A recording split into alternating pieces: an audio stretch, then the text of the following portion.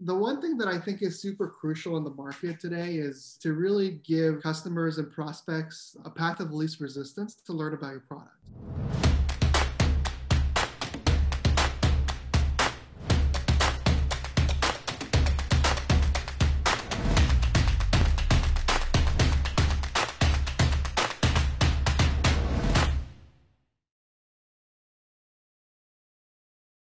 So I've been in sales operations and go to market and some revenue operations functions for the last 10 plus years. And there's a big kind of pain point in the market around how to be the easiest vendor to buy from. And unfortunately, in the last 10 plus years, there has been minimal innovation in that segment or the journey for buyers. And so I've found a huge opportunity to build out an e-commerce platform to automate a lot of the high friction points of sales. And so just recently, I'd say back in June of this year, I quit my job, my full-time, high paying job. And I started a company with a good buddy of mine, JL, called Go Derecho, which is an e-commerce platform for sales. Amazing. Can I just ask, does Go Derecho, is that like Spanish for go right? Or is that? Yeah, that's a good question. I get that a lot. Derecho in Spanish and also my native tongue, it's in Tagalog, means to go straight. So we have this huge bet in the market that one day buyers will prefer to choose the path of least resistance and purchase software from vendors that make it easy for them to buy. So hence the name Go Derecho. It also means in a meteorology term, a fast-moving thunderstorm, which I think we could be shortly. Yeah, definitely. We were talking about how the market has kind of changed. Like the way people sell is not the same way that it used to be, and it's kind of almost mixed the whole world of sales up into how we sell to our customers now.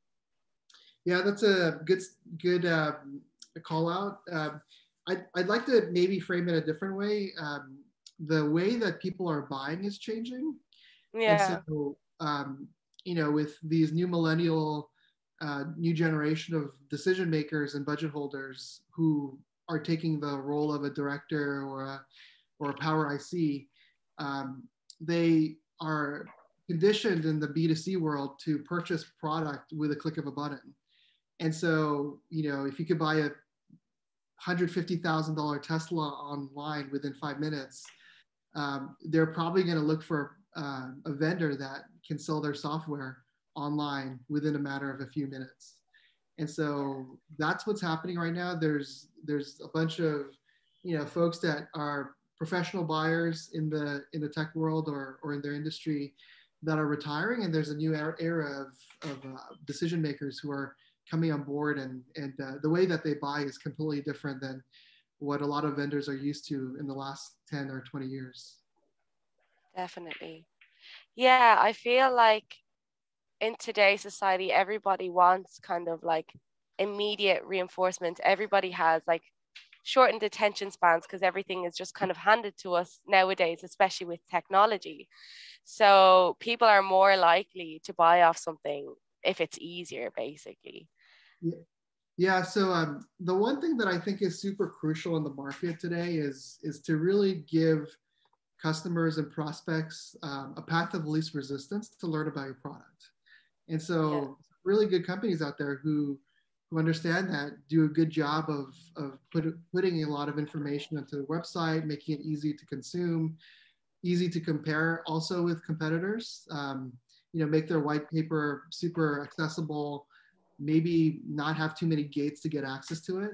And really also to expose what the pricing and packaging is for that product. So the faster that you could get the customer through that educational funnel, you basically hook them, and you have this piece of real estate in their mind that this vendor is good at telling me what's out there and what's the solution. Why don't I go buy from them? And so there's a lot of companies out there, unfortunately, who don't do a good job of that. And they have a pricing page, and in the pricing page has a button that says contact sales. There's no pricing in there. Yeah. We've noticed a lot of people actually just move on and go back to Google and figure out what's the next vendor or what's the competitor that might actually have a pricing, page that actually is functional, and you could actually see how much this piece of software could cost me and my business. Yeah, that's interesting. And how do you feel that whole shift has impacted your philosophy in sales? Yeah, so I learned the sales process at a very early age in my career. So working with a tech company called Lithium, we kind of, everybody in the go-to-market organization learned, what's the best way to sell to your customer? How do you educate them? How do you qualify them? How do you move up in the I guess the pyramid of executives, and what story should you be telling to an executive, to a director, and to the IC or a bunch of ICs? And traditionally, like they taught us how to go as high as to the executive leadership team, which is the CIO, CTO, CEO even. And how do you state your case that that organization needs to buy from you and solve a problem in their business? And that model works well, especially in the early 2000s. But what I've recently learned, in the last 3 to 4 years ago, was the best way to sell is actually to sell bottom up. And so when you have a bunch of people in your organization already using the product, because they might have swiped the credit card or they might have bought a $1,000 a month piece of software, and everybody's starting to use it in the engineering org or the business systems org or in the sales org, then the CEO and the CIO of the organization have no choice but to continue to purchase from that vendor, because if you cut access to that product and you have everybody kind of cancel, then production and productivity actually goes to a halt. And so selling and creating these wildfires of users at the bottom of the organization is super powerful. And at a company that I recently worked for called Signal FX, every time we knocked on somebody's door, what we realized was they were already using our competitor because they were just so easy to buy from. And so with Datadog kind of taking our lunch,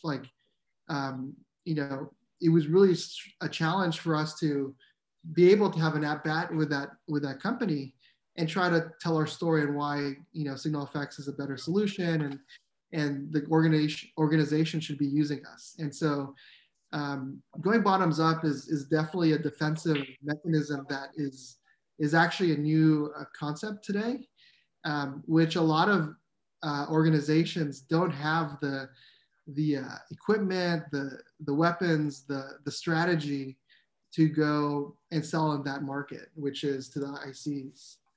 And so that's a huge challenge because that's where the market is going. Buyers want the path of least resistance. But a lot of these vendors still have a lot of these old school playbooks, to basically build out their business, which is, it might be too late. Yeah, especially in such a fast-paced industry like this, you kind of have to act before the trend starts, Right. And it's interesting to say the tools. Like, what do you mean by they don't have the tools to So, change? yeah, that's a good question. One of the things that I realized working in sales ops was almost every product or tool in our organization was really specific to how to make sales be better at their job, right? Or how do you forecast better? How do you spend less time updating your notes to go into your CRM? And so it was very centric to the seller. There was no tool, or there was almost no tool in the toolkit around how to make your buyers have a better experience or have a more productive experience when purchasing your software. So there was nothing buyer centric in the tool belt. And so that's a fascinating observation. And that really goes to show that the market is oriented to a seller-led transaction. And so with Go to Retro, for example, the company I started, every day we wake up, um, you know, in the business, we think about how do you optimize the buyer journey? So how do you educate them quicker on the product? How do you get them to review your terms and conditions quicker? How do you get them to understand how you price and package quicker? How do you get them to swipe your credit card or sign an order form quicker? And so we understand that these buyers are struggling when they go shop around for tools. When I was in sales ops, I've probably bought over $50 million worth of with tools, and it was a painful experience. That's a lot At of least, money. but it's also a lot of cost savings too, because these days tools, these SaaS solutions actually do a better job than me. One day, with a combination of the right tools, I don't have to work as hard, right? I could do my job 10 times faster. I could think about more strategic things to do in the business versus manual data entry, for example, versus manual PowerPoint presentation creation. I've just bought Domo, and Domo basically updates 400, slide decks for me within a matter of a minute. It could do my job a million times faster. And in today's world, like as a buyer of technology, you have to spend 20% of your time every year. And that's if there's 100 days in a period, you have to spend 20 days shopping around and speaking to vendors and buying software, because at the end of the day, like I can only do so much as a human, my team can only do so much as a human. Technology is going to do our job better and faster, and that's the best thing I could add. That's the best value I could add to the business. And so Yeah. people are starting to wake up and realize like, oh shit, like I feel like I'm not productive, and I don't want to talk to a sales rep who's trying to sell me a solution that can help me do my job better. And people are I guess allergic to listening to these product evangelists and sales reps who, yeah, they can be very productive use of time, but they can also sell me a lot of productive software that can help me in my job. And so that's the thing I feel like is still a lag in the market, is like not spending enough time with shopping around for tools that could do our job much more productively. Yeah, for sure. And would you say that, like, what would you say is like the biggest challenge? This might be a bit of a deep question there, but what would you say would be your biggest challenge? You seem like you've had like a long journey in sales, and you've kind of experienced kind of all of the road bumps, all of the achievements to where you are now in Go Derecho, which is amazing. But what do you think is like the biggest challenge you've faced where you're like, can I continue in sales? Um, that's a deep question. Wow. Take your time. I think working in a sales organization is fun. I think every quarter end is a challenge. It keeps you on your toes. Um, I don't know if this will answer your question, but I feel like that's a great energy to have, and I will never ever disconnect myself from sales, especially if you're a leader of a company. You have to provide the resources that will make your sales organization very successful. So there's no question of whether I can continue on with sales or not, but there's a question of how can I evolve so I could be 2 steps ahead of the market, or 2 steps ahead for my sales organization. And that's the challenge that I'd love to have every quarter, every year, as a leader of a company and also as a contributor to my sales organization. Yeah. It's a fun organization to work. It's a great you definitely build thick skin in sales. Yeah, for sure. It's challenging. It's not like accounting. And sorry for all my accounting friends, but it's not like accounting where you just count numbers every quarter and every month. And the fun thing is, like, you get to see how, I guess, customers adopt your solution and start to see value in your product. And the best part of it is actually seeing some of your champions in this in the you know in your customer base get promoted for buying your solution or investing in solution. I got promoted a few times at my previous companies because not because of me staying awake at 3 o'clock in the morning on a quarter end. Like nobody gets promoted for that. Yeah, you'll get a bonus, but you will never get promoted for working too hard. You'll get promoted by adopting solutions, creating processes, buying a piece of software that will basically do your job and do your organization's job 10 times faster and 10 times more accurate. And so that's the fun part of it, is to see your customers get promoted. It's just a joy in your kind of deep down in your heart to see that happen. Yeah, no, it's so true. Like going back to what you said as well about you can only as a human do so much.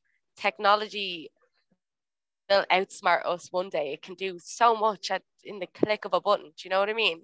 And so you at Go the Ditcher, like you're literally giving people that opportunity to upskill themselves without having to put so many hours, because like you said, like you don't get promoted for working longer hours, you get promoted for working more effectively, and that's exactly what Go the Ditcher does, which is like an amazing thing. It's amazing progression to see as well. Like our company would do that as well. Like we value ourselves on like giving people that space to work more efficiently by making their lives a bit easier. And that's right. What you do. and so with Go to Retro, like the one thing that we really optimize is both the buyer and the seller's time. And time is the most valuable resource that anybody could have, right? If you can have a piece of tool that's quantified and valued, but if you continue to waste your time on very low kind of level, like manual work, that's a lot of resources being spent incorrectly. And so we think about quality of life. Like we know how hard it is to go interact with a prospect and a customer at the quarter end and nag them for details to go put into an order form, right? Why not make that a collaborative experience versus a email back and forth experience? And so one of the things that really inspired me about 3 years ago when I was working in sales ops was a customer yelled at us and said, "Why are you asking me all these questions in multiple emails? I'm at my son's game. I don't care about your quarter end. I'm focused on seeing my 5-year-old play his soccer game." And so it was an aha moment that like the whole sales process is broken at the final mile. We could have done this more professionally. Maybe software could have done this for us all in once. And that kind of really made me think like both the buyer and the seller are humans. And time is very valuable. Like software could do a lot of this stuff for us. Why can't we go build something out that will simplify both the buyer and the seller journey? But enough about Go to Retro. At the end of the day, like everybody's human. You know, you have kids to go home to. You have a husband and a wife or a significant other. If you could do really good work and feel productive before you go home, that's a very energetic kind of investment. Like the best investment you can make is doing a good job in whatever role you do. And that might be asking software to do a little help for you. And at the end of the day, like you mentioned, software will be doing our jobs better. It's the right thing to do is to shop around and to understand what's out there in the market that's willing to add this value to your business and to your career, and lean in, right? Just figure out how we can use that piece of technology to increase our quality of life and to help us be better at what we do. Yeah, no, that's a fantastic point. It's so true that, you know, at the end of the day, we're selling to people, we're selling to humans. We need to remember that everybody has a life. Everybody is so busy in their work with their, you know, their daily things that they have to do that they don't want to sit around and listen to something that they potentially don't want to purchase. Do you know what I mean? They want to spend time with their family. They want to go out, they want to live their lives. So focusing on how can my product improve the quality of life of someone else is like it's a really important factor, I think, when making a product.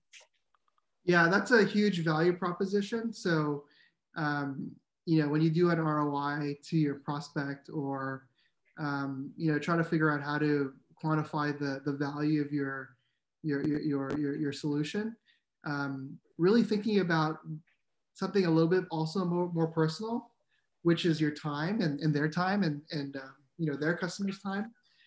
That's where the creativity starts. Is like, okay, if I could spend 3 hours a day less doing manual work because of your solution, I could actually go to my son's basketball game, or my daughter's dance recital, or whatever.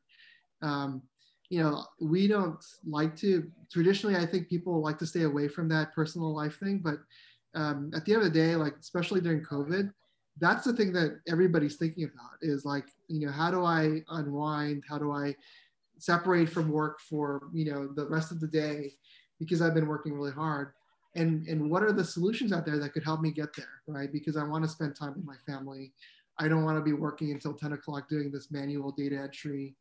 And that's super important. I think people need to lean in on that concept that it's okay to dig deep into the personal life kind of aspect, because that's what's super important these days.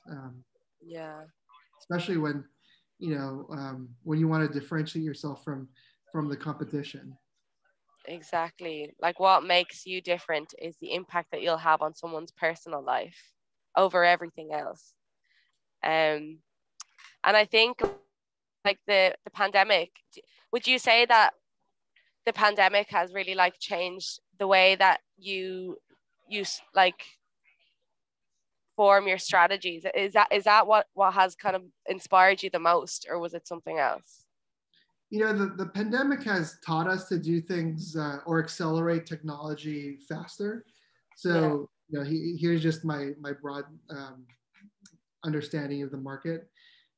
There's a lot of CIOs and CTOs out there who delayed their digital transformations projects until like maybe 2025, 2028. I'll build an app later, right? I don't have the resources to do so. But literally overnight, everybody changed that strategy and said, I need to accelerate my digital strategy. And there's some CTOs out there and some CIOs that literally got fired because they had that mindset of putting it off until later. And so they had to make room for CTOs and CIOs that are forward thinking and digital first. And so, the pandemic is definitely a great teachable moment for technologists, that sometimes it's too late if you're thinking about your digital solution 3 to 5 years from now. And unfortunately, during the pandemic, there's a lot of tech companies that literally made billions of dollars because they were a technology company that helps companies go through the digital adoption quicker. For example, DocuSign, or companies like Zoom, right? Their solution by default was digital first, and they were the winners in the COVID period. But then at the end of the day, what's super important for a lot of people is their time spent on things that matter most to them. So that might be their hobbies, their family, spending time with somebody. It's not about working. I can tell you that. Like, nobody thinks about COVID and said it's a great time to work 18 hours a day and just get the hell out of the things that matter most to me, and let's try to get burnt out as fast as possible. Go find me one person that thinks that, and I'll give you $100 for every one.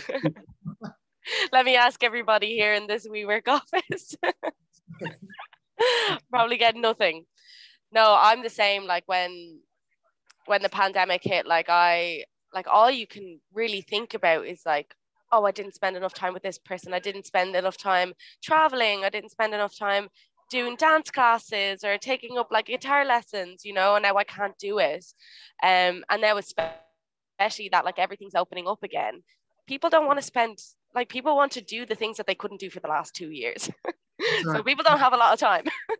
That's going to be a very interesting competing, I guess it's going to be a very competitive space for buyers and sellers of software, where, it's going to be tough for you to get a book a meeting with somebody, towards the end of the day, because they're going to want to spend more time with their family, doing something that the hobby that they weren't able to do 2 years in the last 2 years. But that'll be definitely interesting. One of the things, interesting terminologies that I learned during COVID was revenge traveling. Revenge traveling, what's that? Spending all your money on traveling because you haven't done it in 2 years for the last 2 years. But there's a lot of people, like my wife and I, we love traveling, and we typically go to Europe every year. We weren't able to do that in the last 2 years. We're very fortunate to travel. First of all, so it's not it's not that bad, but we love traveling together and with our kids. But when it's a little bit more safe, we'll definitely spend a little bit more than the average on a nice family trip. Yeah, that's so lovely to hear. I love traveling as well, and it's definitely something that I may do when I get the chance. When I get the chance, I'm traveling in London at the moment, so that's my little holiday. Yeah, that's not too bad. There's a lot to visit in London. Yeah. Yeah, I can't complain. So the last kind of question to wrap this all up. Oh, sorry.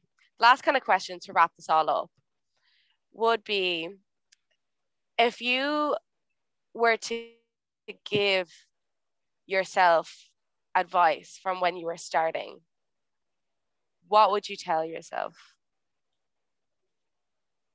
That's a good question. I would give myself the advice of spend your time wisely, and figure out, if you spend time on one thing, what are you forfeiting on the other side. So if I spend my week on a specific task, or doing a specific process, for example, like fundraising, what am I not getting in return? So what am I not getting is prospecting time, so I can go build a sales funnel. Time is super valuable, and I've learned that every day. Time goes by really fast, and you just got to spend your time wisely, I think. So that's one piece of advice I would give myself, and I'd give to a lot of I guess young entrepreneurs as well. Yeah, young people that want to go into ops. Like, if you're going to go take money from an angel investor, make sure that angel investor is worth your time, like not the other way around. Yeah. So make sure you choose to spend time with the right people. The people will help you accelerate yourself in your career. People that are willing to see you succeed versus fail, and spend time with people who are going to add value to your business and to your personal development. I think is a really good piece of advice. And one more thing, what kind of advice would you give to other like ops leaders out there that are looking to start their own company? Yeah, there's just so many broken processes in sales and go to market. There's a lot of things that could be innovated, can use technology to solve the problem. Follow your heart. There's just so much stuff to go fix. Find the problem that's very meaningful to you, and just be a subject matter expert on it, and build a business around that. I think that's the best thing I could offer as advice.